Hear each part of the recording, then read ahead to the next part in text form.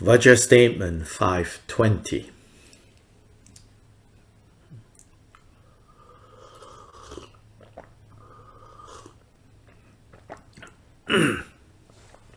Each of the three bodies has the natural characteristic of all three. So here the three bodies are talking about the three bodies of Buddhists. Not so literally bodies would be to translate this as a mode of being, a way of being, a way of existing. So the Nirmanakaya, Sambhogakaya, and Dharmakaya, right? So here, in response to what were other people saying? What they were saying is Nirmanakayas and Sambhogakayas and so on at the 24 places and so on are explained to be the different three kayas. So what are these 24 places? What are they talking about? Again, now we come back to more specifically the context of Vajrayana. So in the context of Vajrayana, the 24 places are referring to 24 sacred sites mentioned in the Tantras. Presumably, these 24 sacred sites are in the Indian subcontinent, in the South Asian subcontinent. So places like Jalandhara, Sitavana. So these are names of places that are mentioned in like the Chakasamvara Tantra, Hevacha Tantra, Guhya Samaja Tantra. Altogether, there are said to be 24 of these places where it is considered to be especially potent and significant for Vajrayana practitioners to go to, because there it is said that the Dhakas and Dhakinis gather at different times of the month, such as the 10th day and the 25th day of the lunar calendar. These are often called like Guru Day, Dakini Day. But they are the days in which at these 24 places it is said that there's some focusing of energies, so to say. Then in Vajrayana teachings, these 24 places are mapped onto an individual's energetic body. So there are 21 nodes, meeting points, right? So they are basically like macrocosm, speaking in macrocosmic terms, right? They are meeting points, these physical geographic places where advanced practitioners often gather secretly. And so secret that we say even human eyes cannot see, because they are advanced beings, and so they gather at different times of the month, of the year.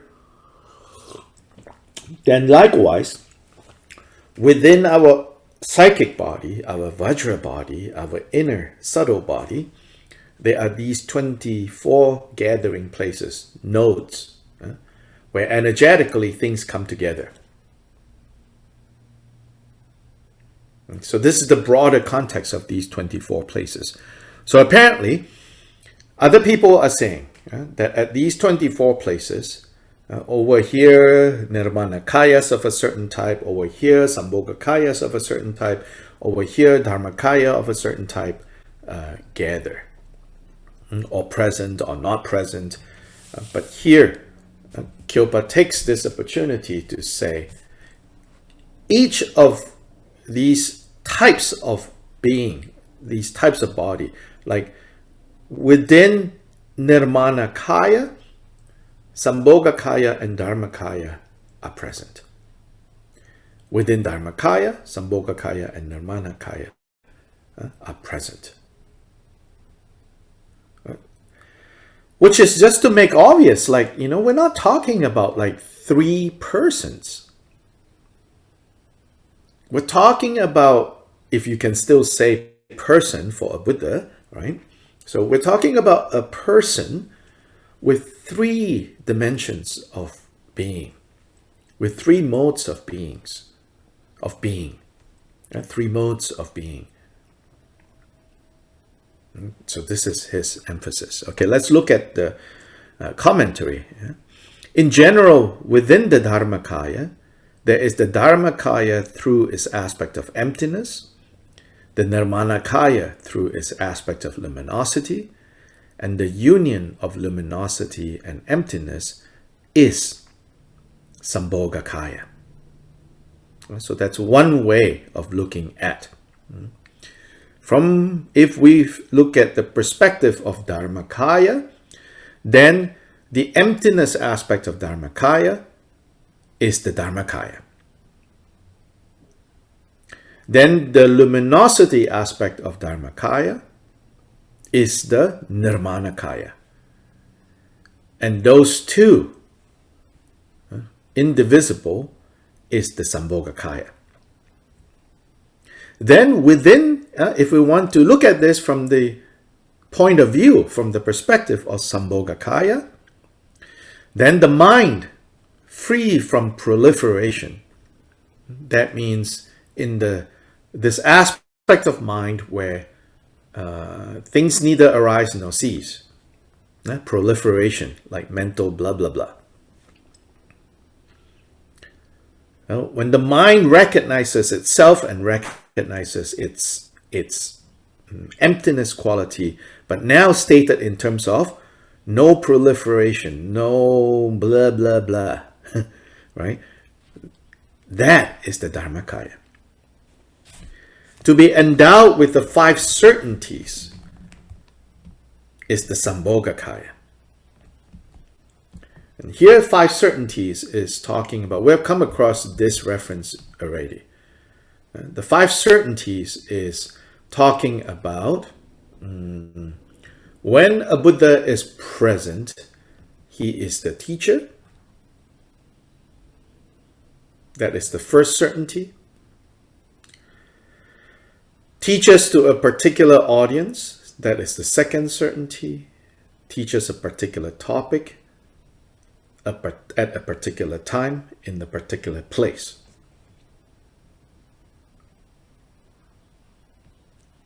These are the five certainties. And then, of course, it is said that when these five come together, they are in fact the display of a single Buddha's activity.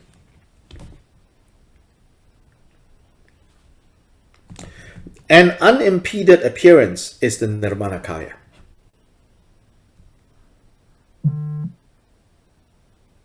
Meaning, appearances here is referring to sight, sound, smell, taste, touch. Meaning then, the sense experiences no longer entrap, no longer cause, right, a Buddha to be stuck. So in the midst of all these sense experiences, sense appearances, the Buddhas are not impeded, are not blocked. Now we get blocked, right? We get blocked by appearances that we like and appearances that we don't like. Within the Nirmanakaya, but if we look at it from the Nirmanakaya point of view, the pacified mind, free from proliferation, is the Dharmakaya. Unimpeded luminosity and appearances is the Sambhogakaya, and this body itself is the Nirmanakaya. So, for example, Buddha Shakyamuni, right? Generally, when you divide things up, you will say, oh, Buddha Shakyamuni was a Nirmanakaya.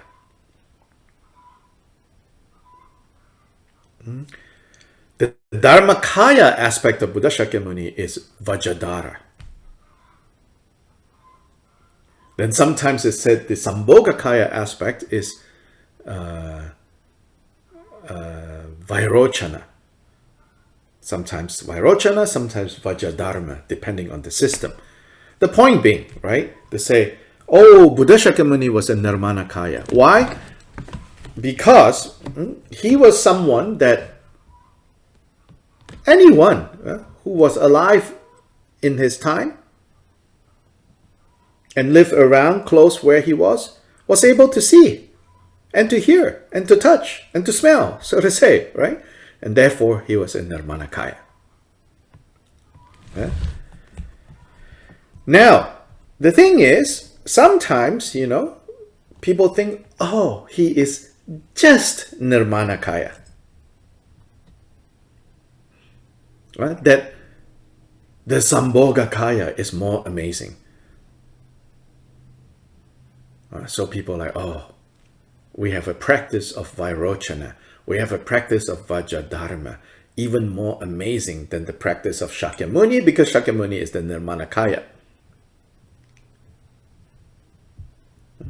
Or we might get, but we have an even more amazing practice, which is a Vajradhara practice. Oh, that's the Dharmakaya practice.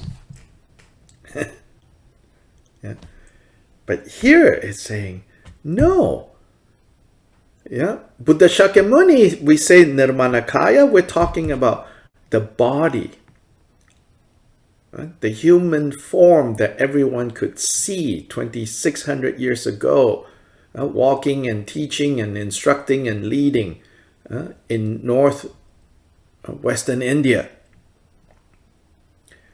But his unimpeded luminosity and appearances is that Nirmanakaya that was also present then. And his mind having been pacified into a state that there has no more proliferation, no more blah, blah, blah. That was the Dharmakaya. So within the experience of Buddha Shakyamuni, as in, if you walked up to Buddha Shakyamuni, right, what you saw, that physical body, that we call Nirmanakaya. And the fact that he has pacified all proliferation, that was his Dharmakaya present. And the fact that his ability to know and what he could perceive, all the appearances, there is no discrepancy between the two. That is the Sambhogakaya.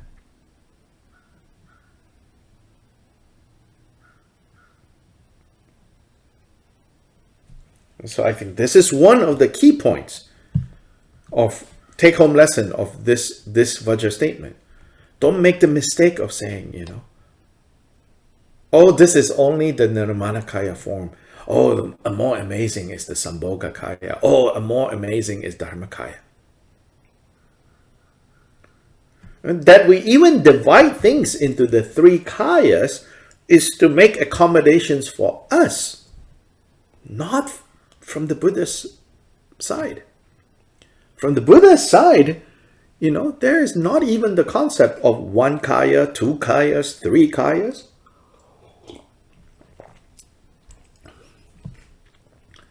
But for the sake of our understanding and appreciating and being attracted to achieving this Buddha state, then Buddha's taught about the Dharmakaya, the one kaya, then the two kayas, Dharmakaya and Rupakaya. Rupakaya means form, body. Then the form body divided into two, Nirmanakaya and Sambhogakaya. Three kayas. So there is, in the text you can find references to the one single kaya, Dharmakaya, to the two kayas, that is Dharmakaya and Rupakaya, and then into the three kayas, that is when Rupakaya is further divided into Sambhogakaya, Nirmanakaya. Then sometimes you have the five kayas, and so on and so forth,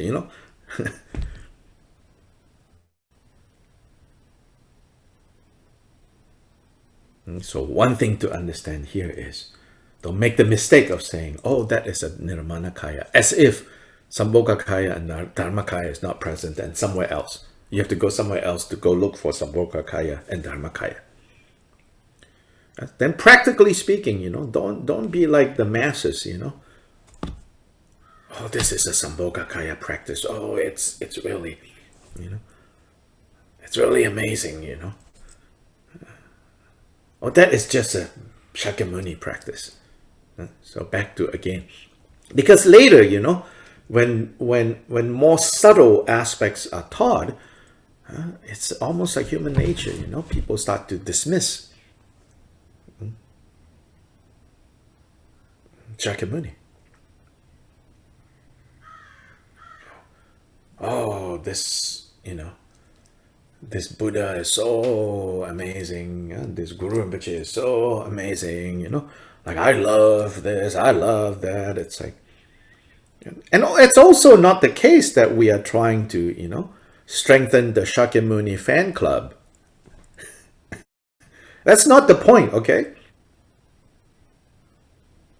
The more important point is that associated with Buddha Shakyamuni is a set of teachings that many people who are involved in Tibetan Buddhism especially tend to ignore.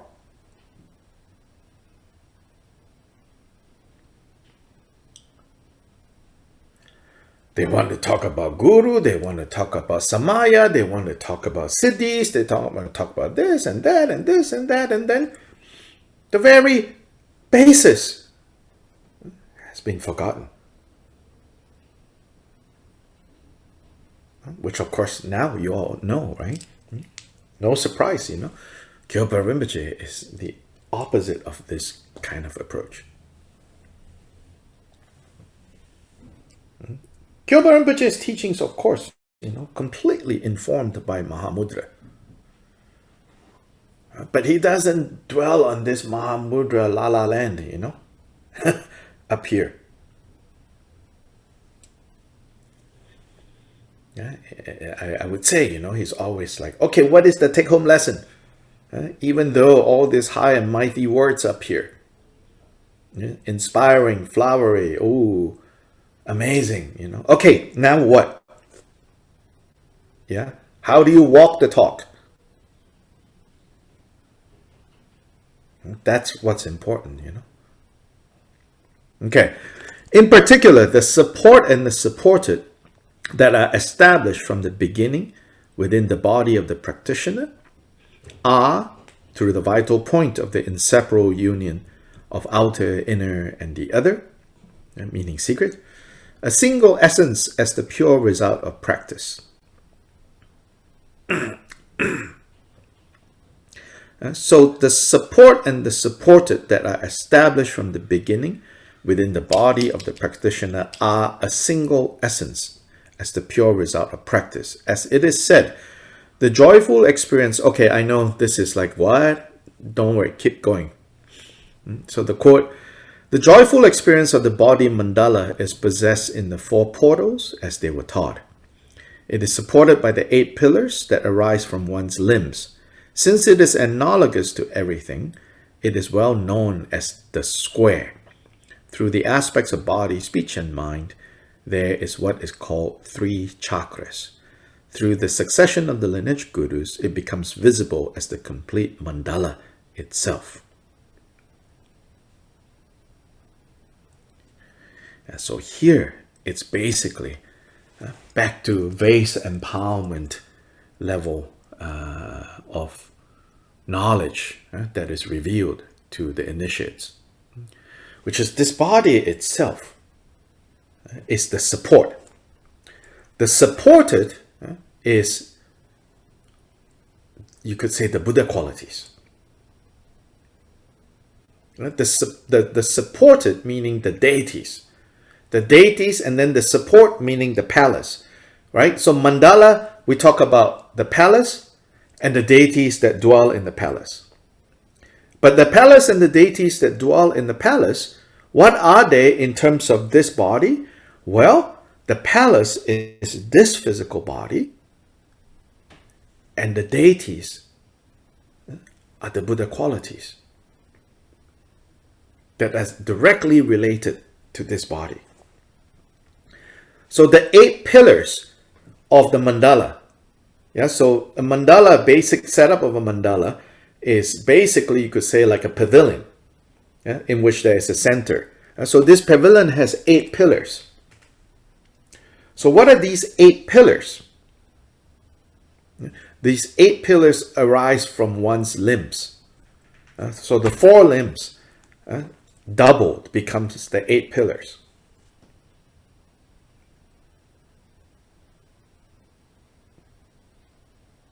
So this quote here gives, just in a very brief form, of identifying the body parts with the mandala palace. So that is the support. The supported are the Buddha qualities, the aspects of body, speech, and mind. That is what's called the 3 chakras. The 3 chakras are talking about the 3 gathering of male and female Buddhas, male and female Bodhisattvas, male and female wrathful deities.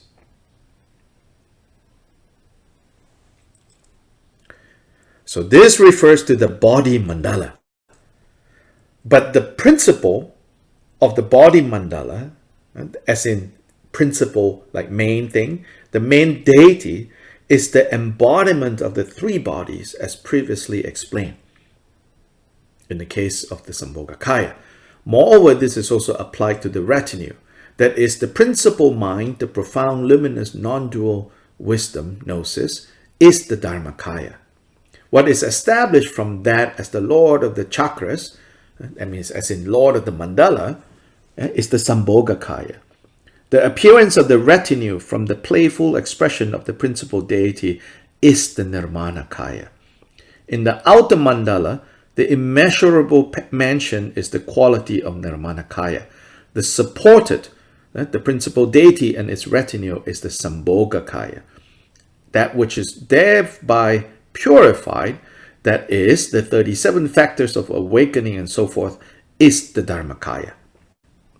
So the Dharmakaya are the Buddha qualities.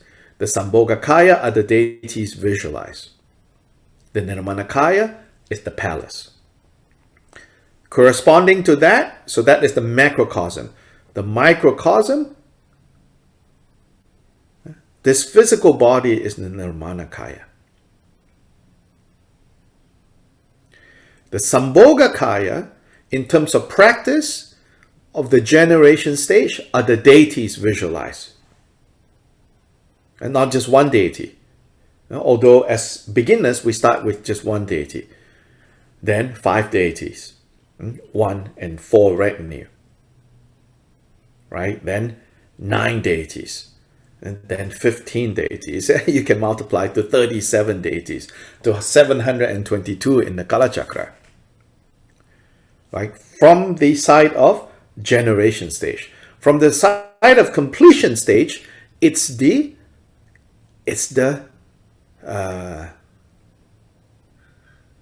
different aspects of subtle body training.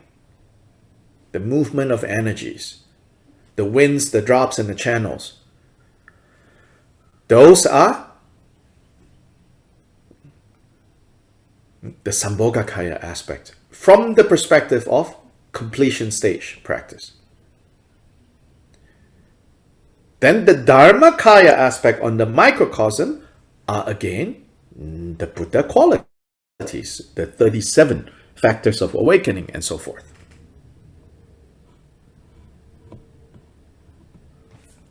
What are the 37 factors of awakening? Those are the 37 practices that you successively practice. So like the 4 foundations of mindfulness, the 4 types of right effort, the 4 bases of mental power, the 5 spiritual faculties, the 5 spiritual powers, and so forth and so on and so forth. These 37 factors, it's different from what probably most of you know more, the 37 practices of bodhisattvas. That's a Tibetan text. But these 37 factors of awakening, bodhipaksha it's called, it's found in the early teachings. Even in the Pali text, these 37 factors are there. It is by actualizing, by purifying the obscurations that cover the 37 factors, that one becomes a Buddha.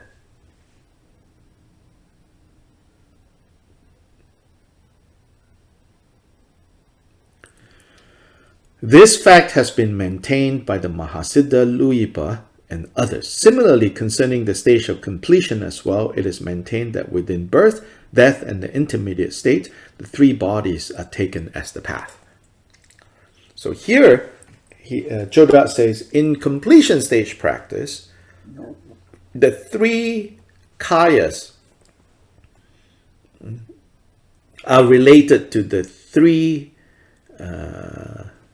parts of death or dying, the intermediate state, and rebirth.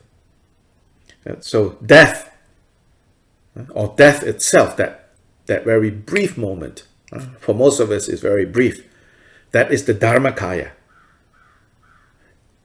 Then waking up in the bardo, that's the Sambhogakaya. Then finally being born in the world, that's the Nirmanakaya. Of course, right now, we are still under the power of confusion, and so we experience it as that. Death, wandering in the bardo and terrifying, and then some kind of security, but then now stuck. Born as an animal, born as a god, born as a human. But if we can apply the training during these three stages, then we can purify these three stages, these three parts of that process. Moreover, the principal deity and retinue, with however many or few faces and arms, represents the means of purification of the three poisons in the person's mental continuum. So here it's pointing out, basically when we visualize these deities, when we practice familiarizing ourselves with, I'm the deity, one face, two arms, or three faces, six arms, whatever, all those, right? And then in front of me is this Dakini, to the right is this, to the back, to the left, right? All of this, what are they? They are the means of purification. They are the methods for purifying. As to how that works, I think we all want to know. We all want to say, but how does that work? That is where we say, it is not something that our obscured understanding can directly see.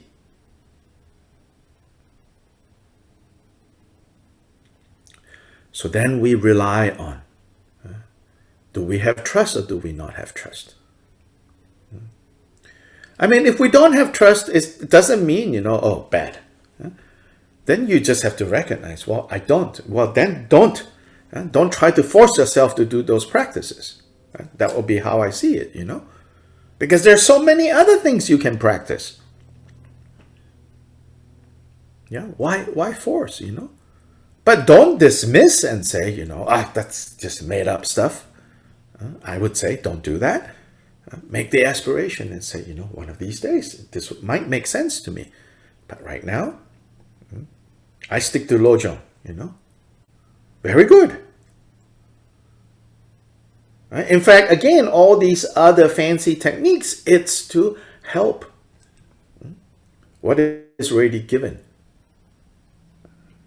in like the Four Noble Truths, to actualize what is taught in the Four Noble Truths.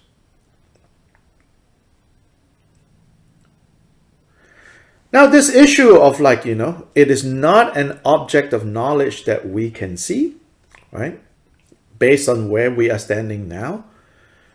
This idea I want to mention because Fabiola was asking me some question about some Rinpoche talking about this and that.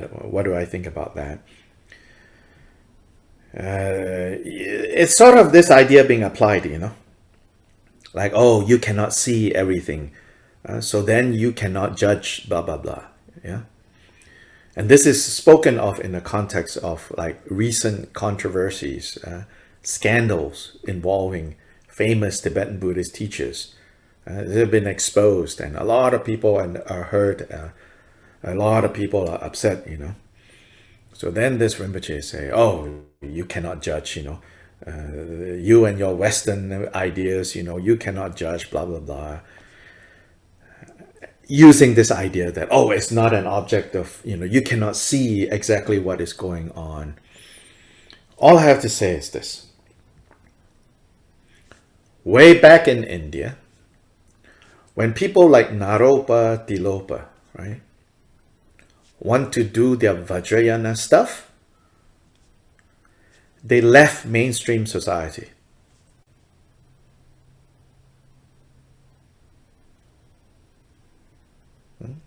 Naropa left Nalanda, where he was like the dean. He left. Tilopa earlier in his life studied in the great institutions of learning and was like a public kind of figure, associated with Buddhism. But when he became a Mahasiddha and used Mahasiddha methods, he went to the kind of fringes. So I think, if you ask me, it's very slippery to use this idea, oh, you cannot see.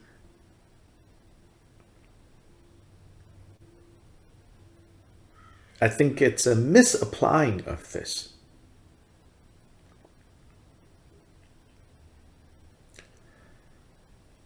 Once you have publicized, Vajrayana so much, then you have to play by the rules of public judgment, is how I feel.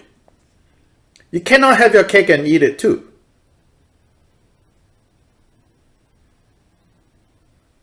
Yeah, you cannot like expose Vajrayana like this and then tell people, oh, you cannot judge it. If you don't want people to judge it, don't expose it.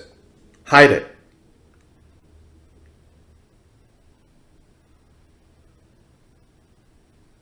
But once you expose it like that, yeah, then you cannot have your cake and eat it too.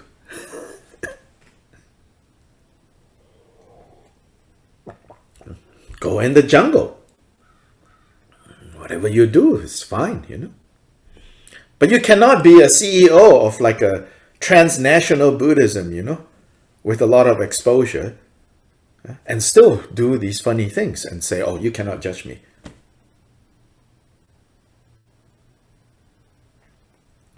Because you cannot judge me has to go both ways.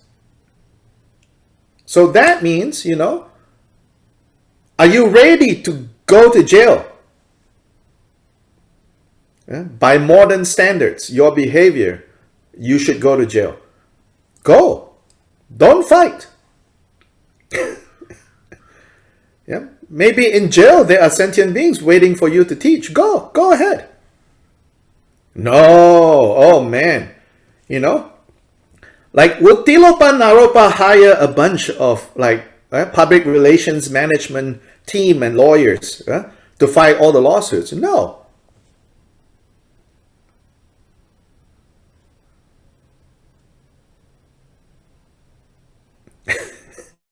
Which is what happens with these scandals, 100%, if they are really rich, the organizations, they hire the most fancied, legal team to start protecting all the property so that people cannot take all the property away, sue this and that, Already to me, okay, your Mahasiddha talk is gone out the window now.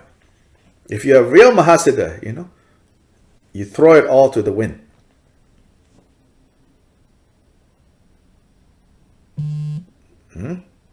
Don't launch a campaign to discredit the other. 8 verses of mind training says, take all loss upon myself and offer victory to others. Do that. If you're not doing that, don't talk about it. So that's my 2 cents.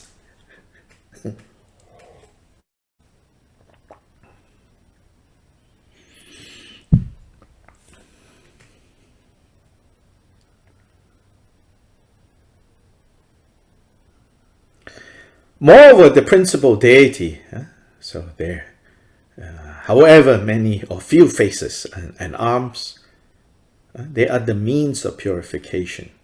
I would say not represents, but they are the means of purification of the 3 poisons in the person's mental continuum. Therefore, it is necessary to teach the antidote to delusion. The dark blue color, for example, the body and so forth. That is the antidote to delusion. The antidote to desire, the deity in union with the consort. The deity in union with the consort is basically saying the deity in sexual embrace. This is polite talk, right? The deity in union with the consort. No, the deity is in the midst of what looks like a sexual encounter. But here, you are to understand that as this is to overcome desire. And when you see Vajradhara's body in blue, you should know this is to overcome confusion. Blue is like dark blue, not talking about like baby blue. Dark blue, of course, is almost like black, which is almost like not seeing. And so it's using the opposite. It's using the opposite to powerfully point to. In the dark blue color of Vajradhara, that is to be free from confusion. In the seeming, sexual passion of the male and female deities is the giving up of desire. And the antidote to hatred, holding weapons, these holding M16, to update that, right? Holding nuclear weapons, that is actually talking about destroying hatred. So when we see tantric deities, we should know. So that's why it says, therefore it is necessary to teach. Not only telling people, oh, you visualize blue in color, holding this weapon, holding that, and then the description of the consort, like the breasts are like bursting, with life.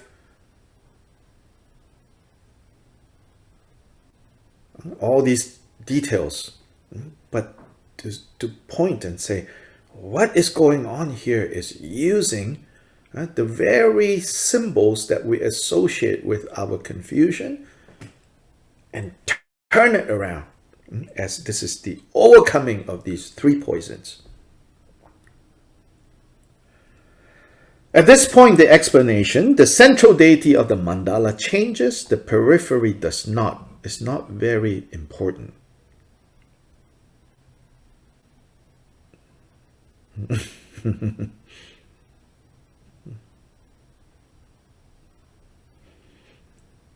Moreover, so this is just, in Choda's time, there are some of these discussions, so he's just addressing some of that. So we don't need to try to, understand too much of it.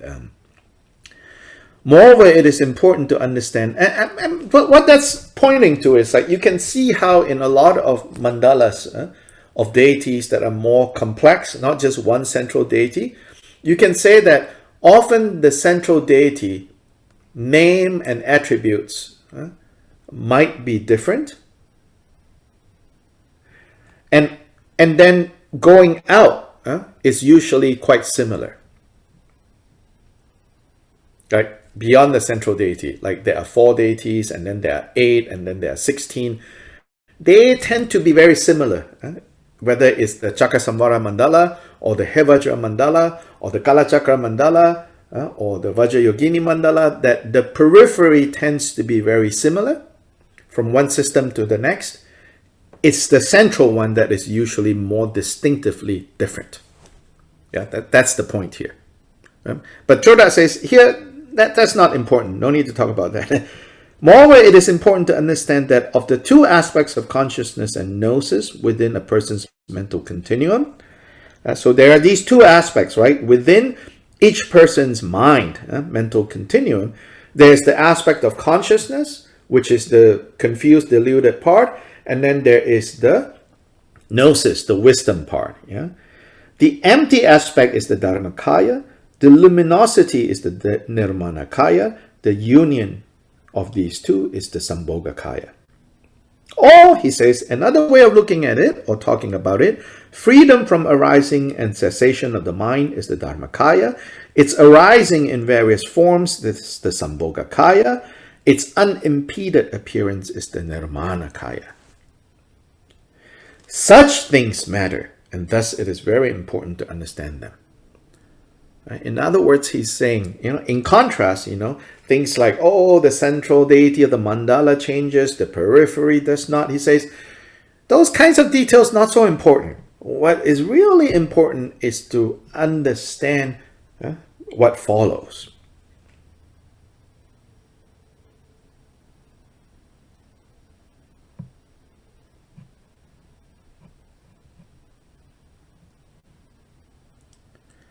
Questions, comments?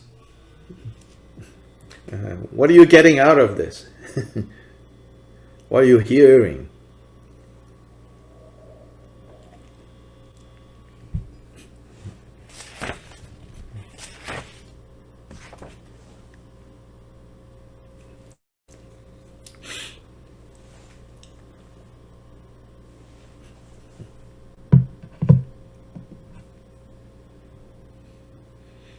Oh, Kim is not here today. I hope she's okay.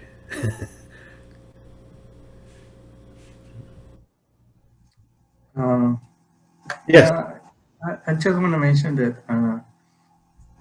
sometimes I've heard that Nirmanakaya is when body that happens in certain realms, Sambhogakaya in other realms, and Dharmakaya is like present in both, I guess.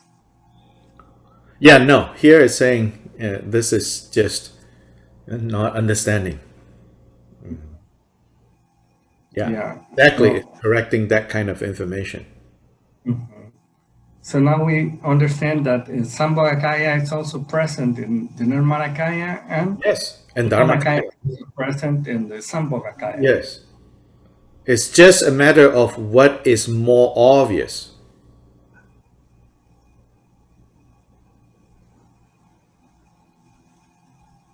Yeah, what is more obvious. Yeah, so you might say, for example, Amitabha's Pure Land is a Sambhogakaya. You might say that maybe, right? Or Amitayu's is Sambhogakaya. But when you come face to face with Amitayu, that what you're facing is Nirmanakaya. Only from the perspective of being here, that Amitayu is Sambhogakaya. Yeah. Then there's the use of the vocabulary that is specific to iconographic representation, which I've explained before. There, when they say, this deity appears in a Nirmanakaya form, that is an iconographic vocabulary. There is talking about the appearance of, like Buddha Shakyamuni, a monk, 3 robes, begging bowl, protuberance. That's Sambhogakaya, that's Nirmanakaya form. Or when they say, visualize this Buddha in Sambhogakaya form, what they mean then is the jewels, the earrings, the armlets, necklaces, this and that, crown, silks.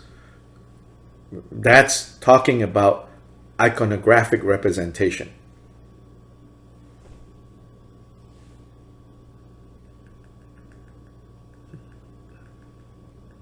Yeah. And I have another question about the Swabhavi. Swabhavi. I don't remember exactly how to it is the word. Okay, what's the question? But there is like a fourth Swabhavivakaya. Yes, what's the question? Yeah. What is it, like the encompassing of the three kayas, or it is? Yeah, there's just the three inseparable. It's just,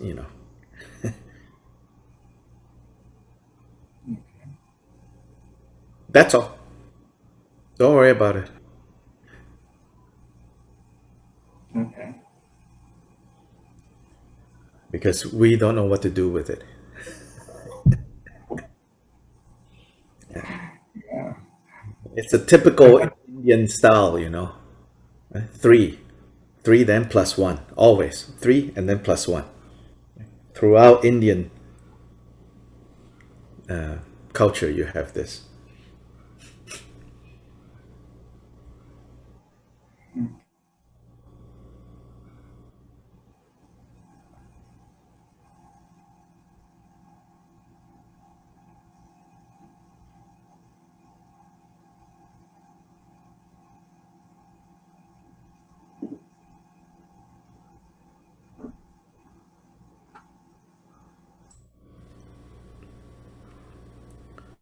Notes to this statement.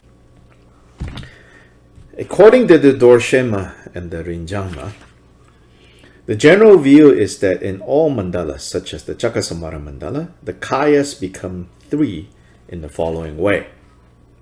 So this is the general view. The father with 4 faces and 12 arms, the embodiment of the 5 perfections, is the Sambhogakaya. The mother, who is of the nature of discriminative wisdom, the essence of Dharmata, and Vajrayogini, is the Dharmakaya. And the mandala of mind, speech, and body, the retinue of heroes and heroines, dwelling at the 24 places, together with the female deities in the intermediate directions, are the Nirmanakaya. So that's a general view. That the father deity is the Sambhogakaya, the mother deity is the Dharmakaya,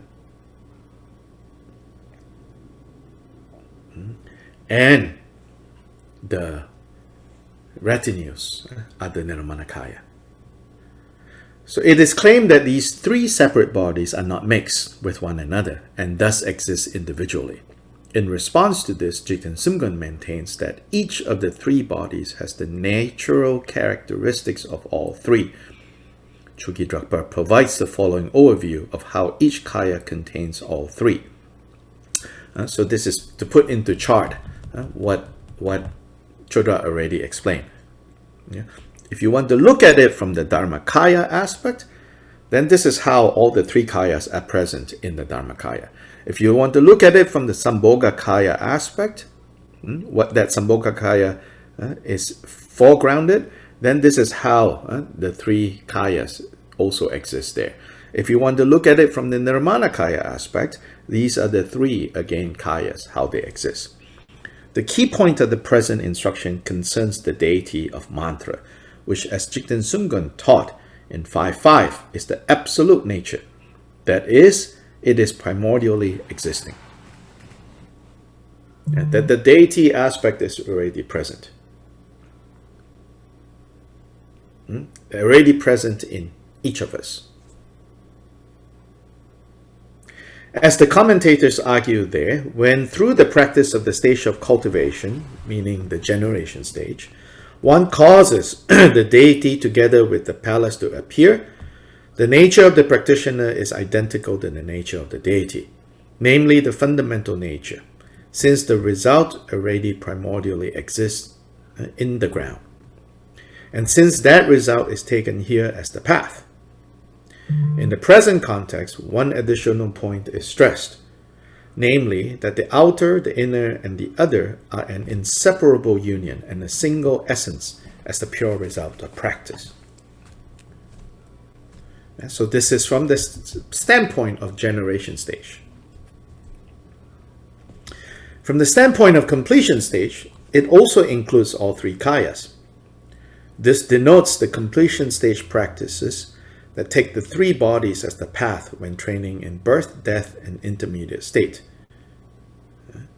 Nizong Tripa Dundrup Chowang explains this practice in some detail in his extensive commentary on the Chakkasamvara practice in the tradition of Gantapa as it is handed down in the Drigong tradition. Accordingly, through the power of his past aspirations, the yogi visualizes that his mind appears as the syllables Ah, Hong. From these syllables emanate the deities of body, speech, and mind, who transform all sentient beings below on the surface and above the ground into the deities of the wheels of body, speech, and mind. They all enter into a meditative equipoise and dissolve into their respective heart syllables. After that, all the syllables dissolve into the yogi's Hung syllable, which then dissolves into the nadi at its top, meaning the dot at the top of the Hung syllable, the nadi. Finally, the nadi also becomes extremely fine and is no longer observed. Then the mantra Om Shunyata Jnana Bhadra Swabhava Atmako Hang is uttered. The yogi remains in this state for a long time. This is an emptiness that is the cause of the compassion that is focused on the benefit of all sentient beings. And thus this state is said to be a union of emptiness and compassion. This process is called taking death as the Dharmakaya path because it is analogous to the experiences at death. So this is a detailed instruction by one of the Drigong masters in his commentary on Chakkasamvara. It says, so often we start our sadhana, Om Swabhava Shuddha Savadhamma Swabhava Shuddho Hang. And it says everything becomes empty. So here is more detailed, like how everything becomes empty and visualization-wise, what you should do stage by stage by stage by stage, so that you see the Hong syllable dissolve, dissolve, dissolve. So this is not often given in detail or even taught in most simple deity yoga practice. Most simple deity yoga practice begins with just saying, okay, think or visualize or experience that everything is empty of essence. Then from within there, a Hong syllable appear, right? That's the more common. In a more detailed practice, actually, before that, there's already a visualization as described here. First, Om Ah Hong. Then from this Om Ah Hong, deities all emanate. Then all the deities dissolve back into Om Ah Hong. And then Om and Ah dissolve into Hong. And then Hong dissolve until the dot at the top of the Hong syllable is all that's left. Then that drop kind of goes into like a sliver of light, almost like a sperm-like thing.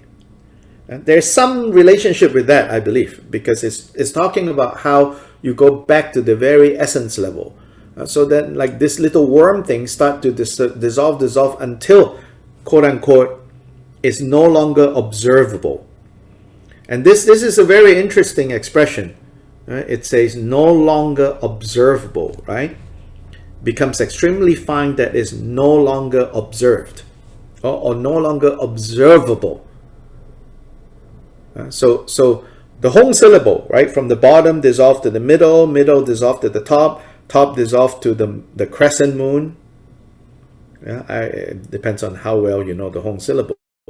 Then the crescent moon dissolve into the drop. Then the drop turned into this little worm, that this little worm dissolve until it says no longer observable. It says no longer observable because it is not exactly not there, but it is also not exactly there.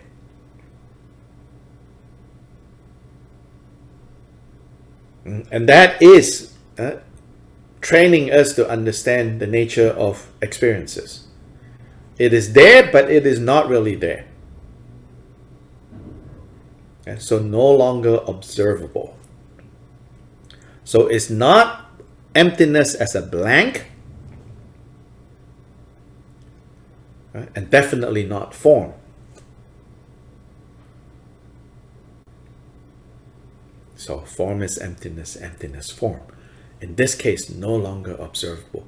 Then from within there, and that, it is said, corresponds with the way death happens. The way death happens is we become less and less aware of what's around us.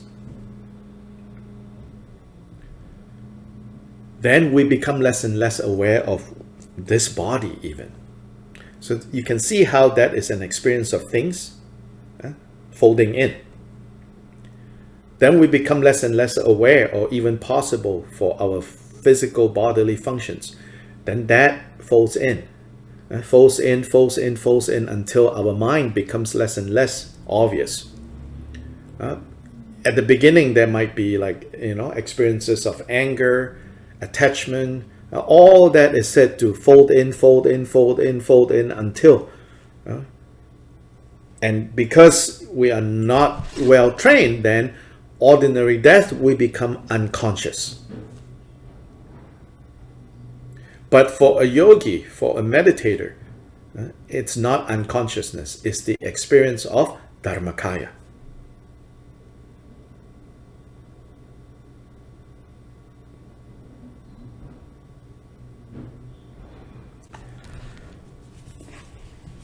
Dondruk Chowang points out that one must identify the union of emptiness and compassion mentioned above as the realization mentioned in the Vajra statement 6.8, which is not even reached by the three grades, that is, which is even beyond Mahamudra, Mahaati, and Mahamadhyamaka.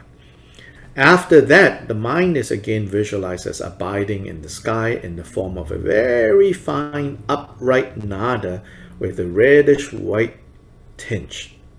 So this is the next step after death. This nada, this like drop, this squiggly thing, is reddish with the white tinge. It is an extremely fine emptiness form, which is being pure wind mind. Is without the veil of karma and affliction. It has arisen from the pure Dharmakaya as the illusory Sambhogakaya. This process is called taking the intermediate state as the Sambhogakaya, because it is analogous to the experience of entering the intermediate state. From this very seat, the principal deity and its mandala arise. Thirdly, having created out of that the seat of the elements, Mount Meru, Lotus, Vajra, Sun and Moon, the Nadi. Here it should not be Nadi. All of it should say Nada, which is different from Nadi. Nadi is channels. Within the channels, winds and drops. The Nada, which is this squiggly thing. Okay? The Nada goes in between the sun and the moon and turns into the Hong syllable, from which through further transformations the body of the deity arises. This, says the commentator, is similar to the consciousness of the intermediate state, entering between the white element of the father and the red element of the mother, and so forth. Thus, this is called taking the purification of the ground, namely birth, as the Nirmanakaya path. Thereby, through these three yogas of the completion stage, all the three kayas are united in the single practice of the deity of mantra. And so this is a further explanation of what Chodra refers to how You take the process of death, process of being in the bardo, and the process of taking rebirth as the three places to practice the arising of the deity. Furthermore, the union of the three kayas can be observed in the very mental continuum of a person. So again, the three kayas, when applied in the context of the span of a life, death, intermediate state, rebirth, the three kayas are present in this way. The three kayas in the context of generation stage is present in this way. Now, finally, the three kayas, just by looking at right now in our mind, which has two aspects, consciousness and wisdom, in which the empty aspect is Dharmakaya and the luminous aspect is Nirmanakaya. Union of both is Sambhogakaya. So whether right now what we have is consciousness, which is afflicted, or wisdom, which is non-afflicted, in both cases, they have the characteristic of empty, and that is the Nirmanakaya. They have the aspect of luminous. So in a confused state is the thinking mind, thinking and being dragged around by all thoughts and emotions. Even that is the Nirmanakaya, but not realized. Union of both is Sambhogakaya. Alternatively, the aspect of freedom from the arising and cessation of the mind is Dharmakaya. Its arising in various forms is Sambhogakaya, and its unimpeded appearance is Nirmanakaya. This is the case for every mental continuum, and it is thus an important point for the realization of the mind's nature.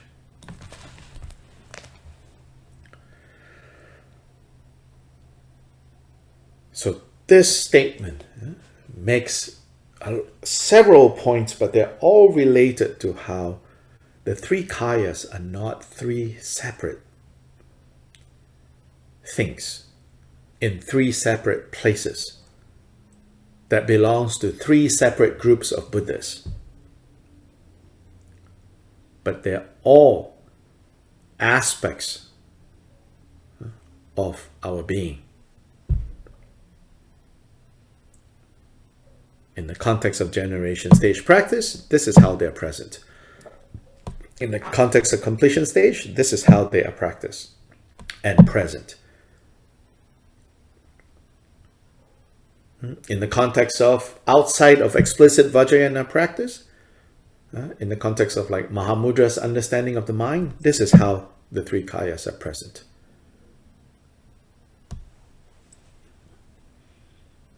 That's like the key point being made in this Vajra statement. Questions? Yes, I have a question. I don't have very clear what is generation state. Generation stage is the practice of seeing yourself as deity, training. That's generation stage. Yeah, this is really important. Generation and completion stage are the two stages of Vajrayana practice. Yeah, out of emptiness arise deity, one face, two arms, like in the seven Avalokiteshvara. Yeah, in front, over here, over here, over here, over here, over here. That's generation stage. Thank you. Deity yoga practice is generation and completion stage.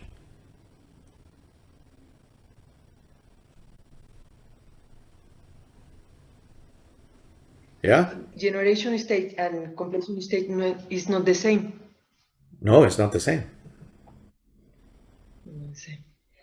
Generation state is when we visualize the deity and the qualities. Yeah, and the understanding of all the qualities. Completion stage is at the end of that, everything dissolves in. And there are two types of completion stage. One type of completion stage has work with the energies in the body, and one kind of completion stage doesn't work with the energy directly, but work with the mind. Okay. Yeah. For example, the last part, when the text speaks about the visualization of the syllabs and the how they goes into the one is completion state. Yes, this a completion stage working with the energies. Okay, Yeah. thank you. A completion stage without directly working with the energies is more the Mahamudra style. So like in our other practice that we do on Fridays, the concise fivefold, yeah, there the natural state Mahamudra is the completion stage, but no visualizations, just based on prompts about the nature of mind. This is how mind is. This is how mind rests. Whether mind moving or not moving, it is like this, like this, like this. Those are the prompts.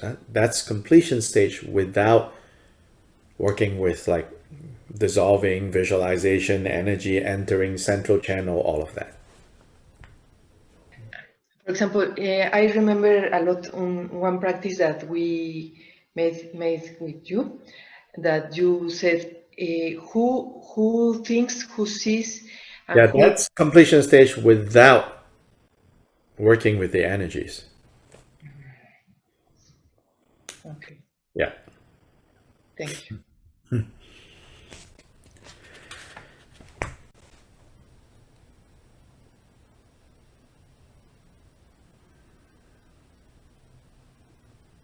So is the idea that Gnosis is present even in a confused state is why we can get insight that comes through, because Yeah, I mean, it's basically, there. yes, It's there. that Buddha nature, Is coming through the it's confusion. there. You just have to look through the crud, Yeah.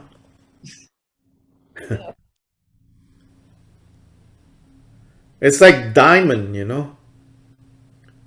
or some precious jewel, in a heap of, in a landfill, a landfill where all the trash is brought. Right? If you you have a 125 carat diamond, that you accidentally threw in there. Doesn't matter how much trash there is, it's there. Just needs to be dug out.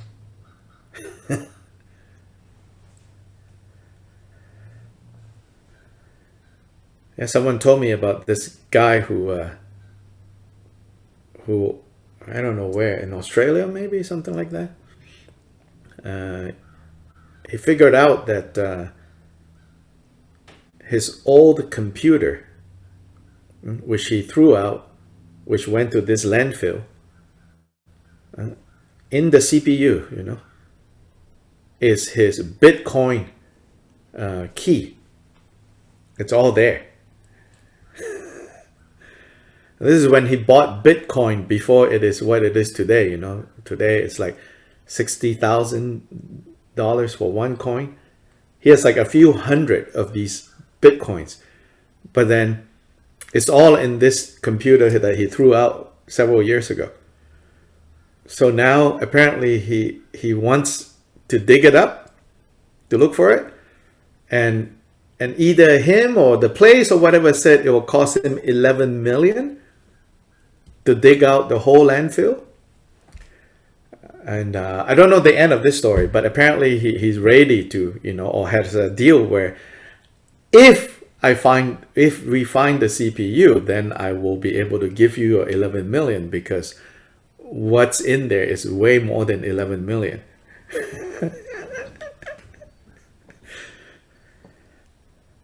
Yeah, so Buddha nature is like that, It's there,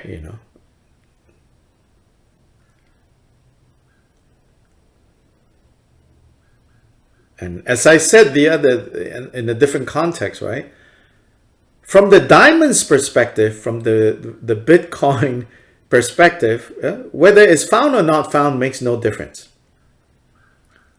Whether it's in a pile of trash in a landfill, or in Buckingham Palace, on top of the Queen's crown, makes no difference. But this jewel, whether it's buried in a landfill or on top of the crown of the Queen of England, makes a difference to the beings that will encounter it and experience it. Hidden in a landfill won't do much for sentient beings. And so, based on that understanding, you can say that, yes, if we're only thinking about ourselves, then whether ourselves in a landfill or not doesn't really matter. But if we're thinking about benefiting beings, then we need to dig it out.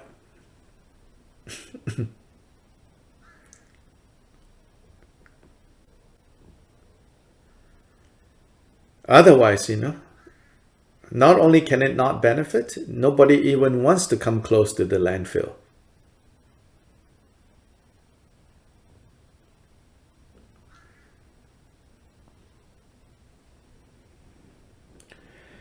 So we need to polish, another way of putting it. We need to polish, purify, cleanse. We need to polish the diamond that we are.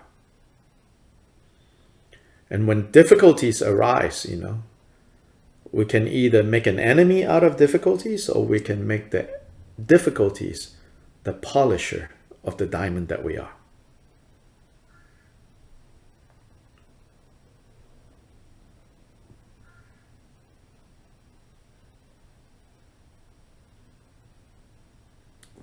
Good?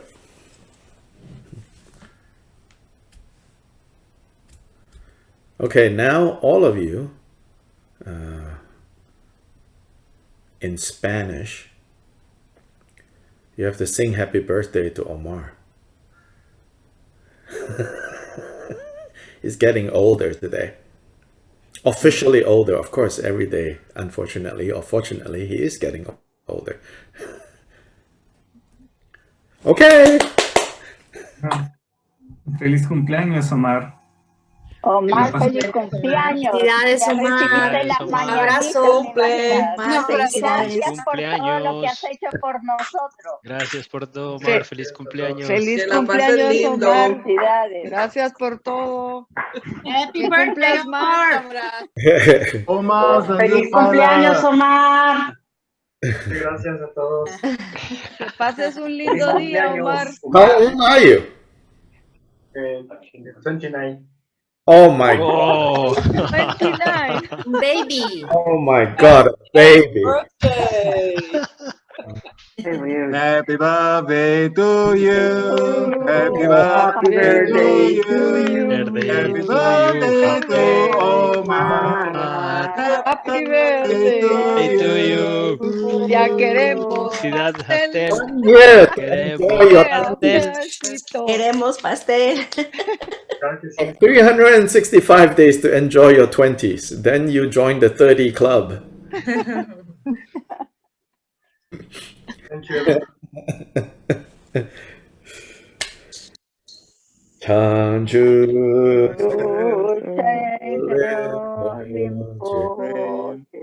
Magye Banam Gyegyu Gebanyam Pamebaya Gone Gongdu Belwar Sho. Okay, Tata. We'll send an email out. So this Wednesday, Drigong Dhammakirti, there will be a change of time for those of you who are not in the US, meaning it will start an hour earlier. Wherever you are, if you're not in the US, it will start for you 1 hour earlier for Drigong Dhammakirti class. Make sense? because we are going to keep that class the US time, Eastern time, which is 7 to 9. So that will be 7 to 9 in Malaysia and Singapore in the morning, 7 to 9. Then in Guatemala and Mexico, what time will it be? 5. 5. Yeah, 5 p.m. Yeah, 5 to 7. Okay? So we'll send an email out to remind everyone this change. But this class, no change for the rest of you. Just change for later time for those of us in the US. Okay, Tata. Thank you.